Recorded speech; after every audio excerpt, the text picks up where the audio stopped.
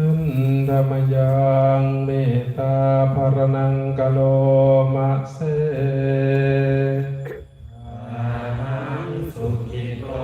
โหมิขอให้ข้าพระเจ้าจงเป็นผู้ถึงสุขนิทุกขโห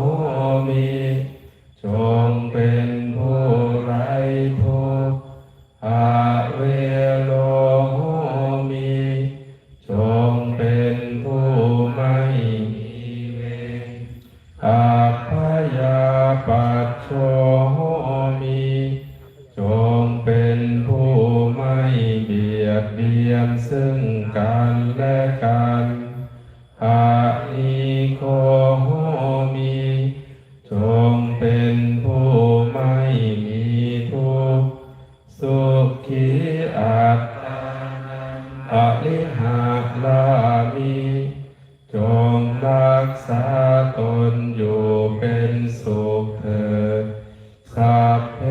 สัตตาสุขิตาหุนตุขอสัตว์ทั้งหลายทั้งปวงจงเป็นผู้ถึงความสุขสัพเพสัตตาอเวลา